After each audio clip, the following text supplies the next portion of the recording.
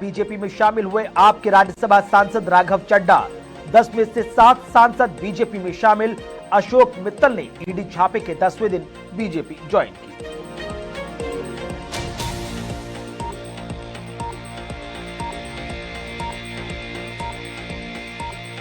राघव समेत 3 राज्यसभा सांसदों के बीजेपी में शामिल होने के बाद आज आम आदमी पार्टी सभापति से इन्हें अयोग्य घोषित करने की मांग करेगा। आपका साथ छोड़कर बीजेपी में शामिल होने पर राज्यसभा सांसद संजय सिंह का बयान। पंजाब के साथ गद्दारी करने वाले इन 7 सांसदों को राज्य के लोग कभी माफ नहीं करेंगे।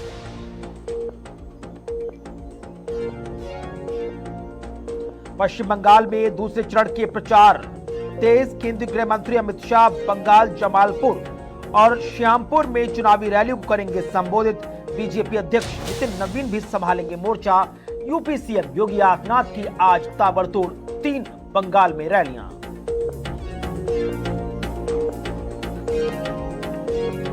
मणिपुर के उखरुल में फायरिंग से 3 की मौत। उग्रवादियों ने कई घर जलाए।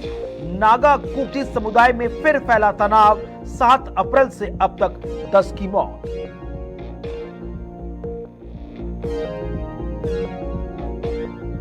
श्रीनगर और माता वैष्णो देवी कटरा के बीच चलने वाली वंदे भारत एक्सप्रेस को 30 अप्रैल से जम्मू तवी तक बढ़ाया जाएगा।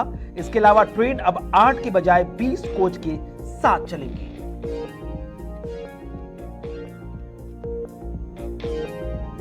मुख्य चुनाव आयुक्त ज्ञानेश कुमार को हटाने की फिर उठी मांग। 73 सांसदों ने राज्यसभा के महासचिव को सौंपा नोटिस। टीएमसी सांसदों ने शुरू की अपनी लड़ाई।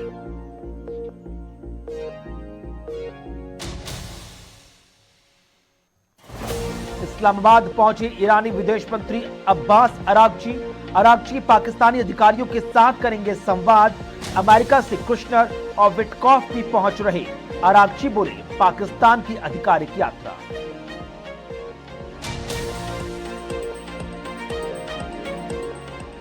व्हाइट हाउस की प्रेस सेक्रेटरी कैरोलिन लेविट का बयान। ईरान बात करना चाहता है, वो पर्सनली बात करना चाहते हैं। उम्मीद है प्रोग्रेस होगी और मीटिंग से पॉजिटिव रिजल्ट आएगा।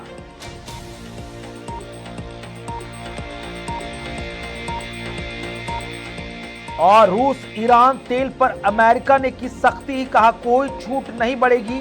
ट्रेजरी सेक्रेटरी स्कॉट बेसेंट ने कहा ईरानी तेल के लिए कोई विस्तार बिल्कुल संभव नहीं।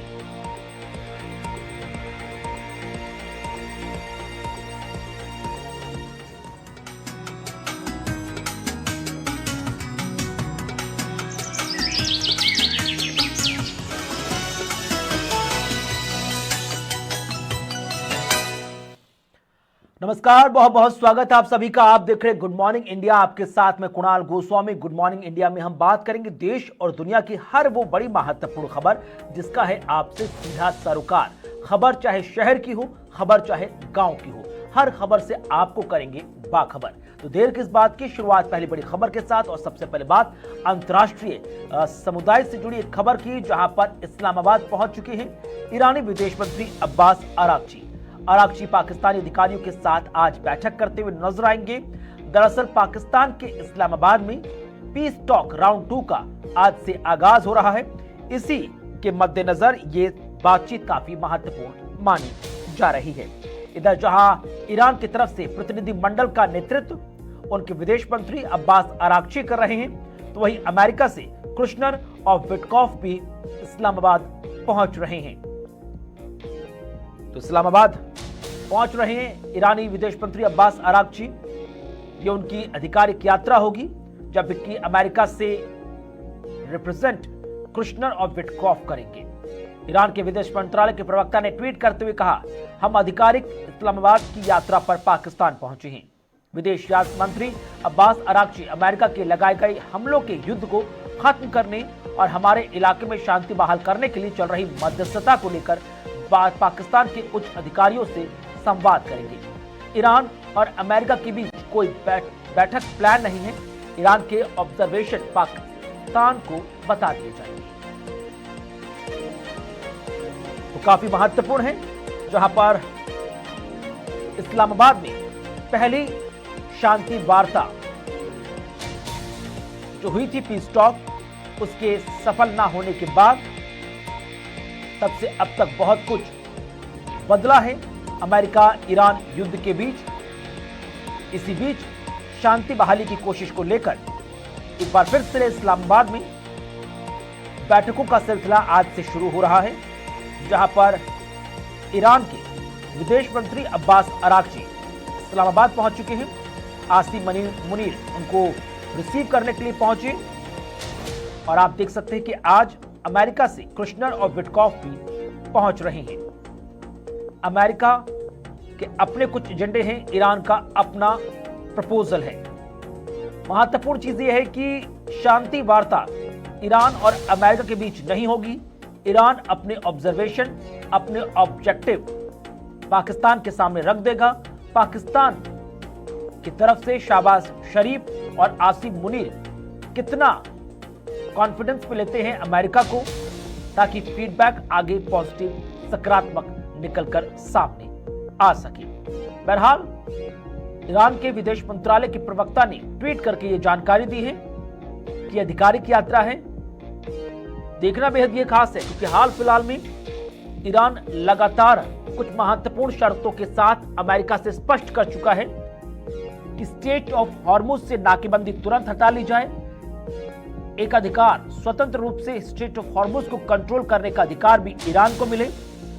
यूरेनियम से कोई समझौता नहीं किया जाएगा, वो ईरान की पवित्र मिट्टी की तरह है। और जितना आपने हमले करके ईरान को आर्थिक तौर पर नुकसान पहुंचाया है, उसकी भी भरपाई आपको करनी पड़ेगी। ये तमाम महत्वपूर्ण मुद्दे जो ईरान अमेरिका के सामने प्रपोजल के माध्यम से रख देगा। अब देखना बेहद ही खास है कैसे बातचीत आगे बढ़ाई जाएगी। इकबाल ममदानी विदेश मामलों की जानकारी इस वक्त हमारे साथ जुड़ चुके हैं। सर बहुत बहुत स्वागत, बहुत बहुत शुक्रिया सर आपका। इकबाल सर, कितना महत्वपूर्ण आज का दिन आप मान रहे हैं? ईरान ने पाकिस्तान में जो पीस टॉक चल रही है उसको अपनी ऑफिशियल आधिकारिक यात्रा का दर्जा दिया है, जबकि ईरान के अब्बास अराक्ची तो पहुंच ही चुके हैं। अमेरिका की तरफ से विटकॉफ और कुशनर आ रहे हैं। क्या कुछ उम्मीद करें आज के दिन से? धन्यवाद कुणाल जी। देखिए, सबसे पहला तो यह है कि अमेरिका का मुझे लगता है कि एक इंतजार खत्म हुआ। पिछले कई दिनों से डोनाल्ड ट्रंप जो है वो वार्ता को लेकर के लगातार कह रहे थे कि टीम जो है वो पाकिस्तान जाएगी, लेकिन ईरान इस समझौते पे काफी अड़ा हुआ था, जिसको लेकर के बातचीत नहीं हो रही थी। आखिरकार जो मध्यस्थता कर रहा है देश वो है पाकिस्तान।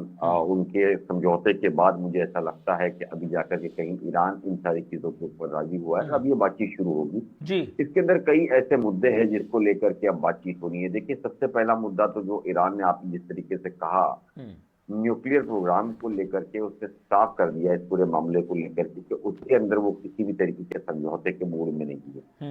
उसकी एक बड़ी वजह है कि जब पहले बातचीत हुई थी उस वक्त ईरान ने ये साफ किया था इस पूरे मामले को लेकर के, उनके वहां एक फतवा भी था कि न्यूक्लियर वेपन को नहीं बनाएंगे। लेकिन जिस तरीके से 28 फरवरी को पूरा जब रिजीम चेंज हुआ, ये रिजीम एक तरीके से आप ऐसे कर सकते हैं कि सीनियर खमनई को हटा करके जूनियर खमनई जो है वो बिठाया गया। बस ये रिजीम के चेंजेस है।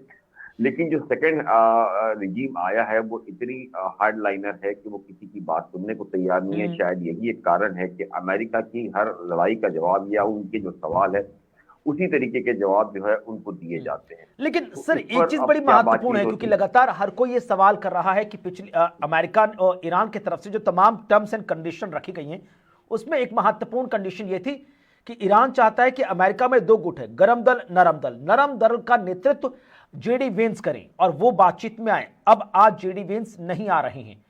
इसका इस बातचीत पर कितना असर पड़ेगा? क्योंकि अमेरिका की तरफ से रिएक्शन आया है कि जेडी वेंस यानी कि वाइस प्रेसिडेंट, उनके साथ कुछ प्रोटोकॉल हैं। वेंस तभी जाते हैं जब उनके लेवल का, उनके स्तर का कोई व्यक्ति ईरान की तरफ से आए। लास्ट टाइम ईरानी संसद के स्पीकर आए थे, तब जेडी वेंस गए थे। अब नहीं आए तो हम उनको नहीं भेज रहे हैं। अब जेडी वेंस की अनुपस्थिति, उनका ना होना इस बातचीत को में क्या कोई बाधा पहुंचाएगा या नहीं? नहीं, देखिए, मुझे ऐसा लगता है कि हम्म। डोनाल्ड ट्रंप ने भी कहा है कि अगर चीजें होगी तो वो खुद आएंगे। हम्म। यानी कि वो एक भूमिका मान रहे हैं। और डोनाल्ड ट्रंप का कहना है कि अगर इस तरह की कोई चीज है तो उन्हें क्रेडिट लेने का बड़ा शौक है। ये जी। तो किसी से छुपी ढकी छुपी बात नहीं है। दूसरी बात, मुझे ऐसा लगता है कि जब तक डोनाल्ड ट्रंप नहीं जाते हैं, जब तक ये समझौते पे कई तरह के सवाल खड़े हो सकते हैं। हम्म। आप ये समझिए सिर्फ बातचीत हो रही है। इसके अंदर अभी कई मुद्दे हैं। बैकडोर चैनल्स पर काफी बातचीत हुई है इस पूरे मामले के अंदर, लेकिन ईरान की जो सबसे बड़ी जीत है उसके अंदर यह है कि यूरोपियन कंट्री, जो नेटो अलायंस था अमेरिका, वो एक तरीके से ईरान के साथ समझौते पे तैयार है। उसका कहना है कि आने वाले दिनों में जब जंग रुकती है हम्म। तो स्टेट ऑफ हॉर्मुज से वो पैसे दे करके भी ईरान के साथ संबंध बना करके उनके जो शिप्स है वो वहां से निकलवाएगा। हम्म। तो ये 47 साल का जो सैंक्शन है उसको मुझे लगता है कि एक बहुत बड़ी जीत के तौर पर ईरान अपने आप को देख सकता है। जी। दूसरा भी मुद्दा जो है वो इंटरनेशनल इंस्पेक्शन पर जो सहमति बननी है न्यूक्लियर पावर को लेकर, एनर्जी और इन सारी चीजों को लेकर के, उसके अंदर एक ईरान की जीत बड़ी ये भी मुझे नजर आ रही है कि पिछले दिनों जिस तरीके से इंटरनेशनली एक मुद्दा ईरान में उठाया था कि न्यूक्लियर वेपन्स और उसका जो पावर है वो इसराइल के पास भी है, दुनिया उसे भी पूछे कि उसने कहाँ से बनाया, कितने वारहर्ड है उनके पास, न्यूक्लियर वेपन्स कितने पड़े हुए, इसको लेकर के एक खामोशी छाई हुई है। हम्म। दूसरी बड़ी बात है कि यूरोप अभी मान चुका है कि उस पर जो सैंक्शन है उसके अंदर काफी सैंक्शन वो हटाने के लिए तैयार है। तो अब जी। अमेरिका द्वारा जो सैंक्शन है उस पर कितना बड़ा असर होता है। हालांकि 24 घंटे पहले ईरान ने, जब उसके 100 हम्म। बिलियन के जो एसेट्स है जो सीज है, लगता है कि अमेरिका शर्त बताने की जगह पर शर्त मानने वाला मुझे ज्यादा बनता जा रहा है। और खास करके अभी जो मामले पे बात होगी वो स्टेट ऑफ हॉर्मुज पे, जो कि पहले भी बात हुई थी, उसके अंदर अमेरिका किसी हद तक तैयार था, लेकिन अमेरिका चाहता था कि स्टेट ऑफ हॉर्मुज जो खुले उसके अंदर जो बिलियंस ऑफ डॉलर सालाना आए उसके अंदर वो एक हम्म। हिस्सेदार रहे, जिसको लेकर के ईरान ने साफ तौर पर मना कर दिया था। जी। तो अब इन चीजों को लेकर के क्या बातचीत होती है? देखिए, हम्म। सबसे बड़ा मुद्दा अमेरिका के अंदर डोनाल्ड ट्रंप के लिए है, क्योंकि उनकी पार्टी जो है वो, उनके हालात बिगड़ते जा रहे हैं। डोनाल्ड हम्म। ट्रंप की अपना जो सर्वे है उसके अंदर हाँ, ऑल टाइम लेकिन सबसे क्या कम माना जाए, रेटिंग क्या उनकी अभी आ अमेरिका, रही है। ईरान से ज्यादा दबाव अमेरिका पर है इस वक्त बातचीत को आगे बढ़ाने का? और अगर दबाव है तो उसके बावजूद भी जो डोनाल्ड ट्रंप जिस पर्सनैलिटी को कैरी करते हैं कि भाई हर जगह दबाव की राजनीति, क्या वो इस बातचीत को आगे बढ़ने में बाधा पैदा करेगी? क्योंकि लास्ट आप देखिए, लास्ट रिएक्शन भी ऐसे ही निकलकर सामने आ रहे हैं कि हम हर चीज को अपने हिसाब से डील करेंगे। लास्ट दिन का भी यही रिएक्शन था कि अमेरिका अपने हित को सबसे आगे रखेगा, उसके बाद बातचीत को आगे बढ़ाया जाएगा। तो ये जो तमाम कॉन्फ्लिक्ट्स हैं अपने आप में कई हद तक बाधा पहुंचा रहे हैं सर बातचीत के लिए, जबकि ईरान की तरफ से कॉन्सेप्ट सारे क्लीन हैं। देखिए, डोनाल्ड ट्रंप एक ऐसी शख्सियत है, मुझे लगता है वो झुकते भी है तो उनका कहना है कि जो मीडिया या इंटरनेशनल जो उनके साथी है वो ऐसे बताए कि वो किसी को दबा रहे हैं। लेकिन सच्चाई ये है कि अमेरिका की एजेंसीज हो या अमेरिका की खुद जो बड़ी बड़ी न्यूज एजेंसीज है और उनकी जो आर्मी से लेकर हर वो तरह की जो चीजें एजेंसीज है जो देशों के अंदर लड़ाई को, इन सारी चीजों को देखती है, वो सभी जानती है कि ईरान के पास अभी भी लड़ने की क्षमता अमेरिका से ज्यादा है। जी। और वो ये भी जानते हैं कि अगर ये जंग डोनाल्ड ट्रंप जारी रखते हैं 2 महीना और, तो अमेरिका की अर्थव्यवस्था पूरी तरीके से खत्म हो जाएगी। दूसरा, अमेरिका की जो टॉप लीडरशिप के अलावा जो आर्मी के जो जनरल्स वगैरह है वो आपने देखा कि कई लोगों ने रिजाइन कर दिया, कुछ लोगों को हटाया गया। उसकी वजह यह है कि हर कोई जानता है कि ये जंग उसके फेवर की नहीं है। उन चीजों को लेकर के अमेरिका में काफी प्रेशर बनता जा रहा है, लेकिन डोनाल्ड ट्रंप एक दबाव के अंदर है जिसके चलते उन्हें ये समझौता और दबाव होने के बावजूद जिस तरह के तो रिएक्शन आ रहे हैं वो अपने आप में विरोधाभास पेश करते। इसी बीच एक और बड़ी महत्वपूर्ण खबर आपकी टीवी स्क्रीन पर, जहां पर मीटिंग को लेकर व्हाइट हाउस की प्रेस सेक्रेटरी कैरोलिन का बयान सामने आया है। कैरोलिन लेविट ने कहा कि ईरानी बात करना चाहते हैं, उम्मीद है कि पॉजिटिव रिजल्ट आएगा, जरूरत पड़ी तो उपराष्ट्रपति जेडी वेंस को भी भेजेंगे। व्हाइट हाउस की प्रेस सेक्रेटरी कैरोलिन लेविट ने कहा कि प्रेसिडेंट ने स्पेशल दूत विटकॉफ और जैरेड कुशनर को वापस इस्लामाबाद भेजने का फैसला लिया। ईरानी बात करना चाहते हैं, वो पर्सनली बात करना चाहते हैं। स्टीव और जैरेड ईरानियों की बात सुनने के लिए पाकिस्तान जा रहे हैं। हमें उम्मीद है कि प्रोग्रेस होगी और हमें उम्मीद है कि इस मीटिंग से पॉजिटिव डेवलपमेंट निकल कर आएगा। वाइस प्रेसिडेंट स्टैंड बाय पर हैं और अगर हमें लगा कि उनके समय का इस्तेमाल करना जरूरी है तो वो पाकिस्तान जरूर जाए। क्या कुछ कहा कैरोलिन ने, आइए आपको सुनाते हैं।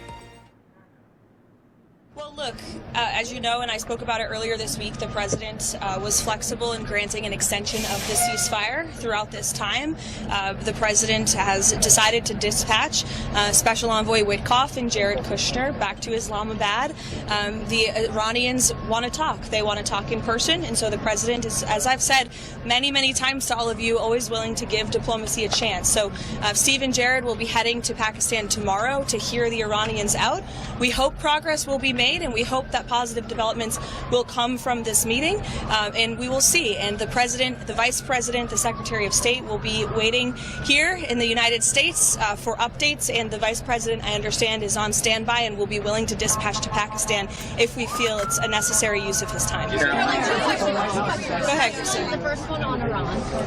With this group going, does that mean that the United States has gotten any kind of unified proposal from Iran, or are they going over there without any proposal from Iranians? We've certainly seen some progress from the Iranian side in the last couple of days. Again, the president has made the decision to send Steve. Well, look.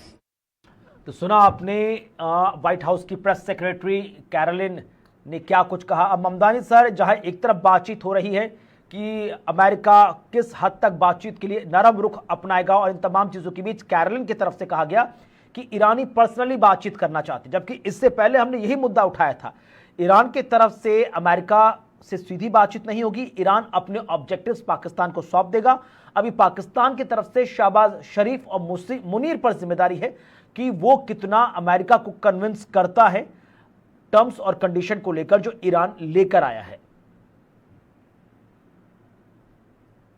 देखिए कुणाल, सबसे पहली बात तो है कि Karoline Leavitt की जो press brief हमने देखी, उन्होंने कहा कि ईरान बातचीत करना चाहता है, उसको ईरान ने साफ तौर पर खारिज कर दिया। उसने कहा कि ये बिल्कुल गलत बात है कि हम बातचीत करना चाहते हैं। जी देखिए, और ये दुनिया भी जानती है कि जिस तरीके से लगातार अमेरिका पर प्रेशर बढ़ता जा रहा है, उसके अपने अलायंस चाहे मिडिल ईस्ट के हो, यूरोप के हो, सभी जो है वो चाहते हैं कि ये मामला जो है जल्द से जल्द खत्म हो। और अमेरिका खुद भी ये चाहता है कि इस मुसीबत से बाहर निकले, और खास करके डोनाल्ड ट्रंप ये चाहते हैं कि इस मुसीबत से बाहर निकले, क्योंकि उनसे सिर्फ ये कहा गया था कि 2-4 दिनों के अंदर जो है वो ईरान में रजीम चेंज हो जाएगा, वो अंदर घुसेंगे और सारी ही चीजें उन्हें वेनेजुएला की तरह मिल जाएगी। लेकिन हमने देखा कि 8 दिनों से ऊपर हो गया है और लगातार हालात बिगड़ते जा रहे हैं। जी, तो इन सारी ही चीजों को मुझे लगता है कि लेकर के अब ईरान भी अपना, माफ करिएगा, अमेरिका भी समझने लगा है कि इसको जल्दी से जल्द उसे बाहर निकलना चाहिए। कि देखिए, स्टेट ऑफ हॉर्मुज की जब उसने बात की थी कि वो बाहर से बंद करेंगे, लेकिन हम देख रहे हैं सैटेलाइट इमेज से लेके हर वो चीज के पिछले 3 दिनों के अंदर 80 से ज्यादा जहाज जो है वो ईरान के बाहर चले गए। दूसरा, जो बड़ी बड़ी कंपनीज के अगर समझो ईरान पैसे लेकर के बाहर यूरोप के, फ्रांस के, चाइना के, रशिया के अगर जहाज छोड़ता है, तो क्या अमेरिका में हिम्मत है उस पर हमला करने की? नहीं। उसकी वजह है कि उसको पता है कि ईरान को उसने जितने हल्के से लिया था, उससे बड़ी ताकत चाइना और रशिया है, और चाइना और रशिया इस पूरी चीजों के अंदर खूब मजे ले रहे हैं। उसका ये मानना है कि ईरान से ही अमेरिका की लड़ने की ताकत नहीं है, तो चाइना और रशिया से लड़ना उसके बस की फिलहाल बात नहीं है। ठीक है। तो आप ये समझिए कि दुनिया के अंदर जिस तरीके से क्राइसिस बढ़ते जा रहे हैं, वो अमेरिका के लिए चुनौती बनते जा रहे हैं। कुणाल, चलिए, शुक्रिया आपका सर हमारे साथ जुड़ने के लिए और अपना नजरिया इन तमाम महत्वपूर्ण अंतर्राष्ट्रीय अपडेट पर दर्शकों के सामने रखने के लिए। आगे बढ़ रहे बात कर रहे हैं भारत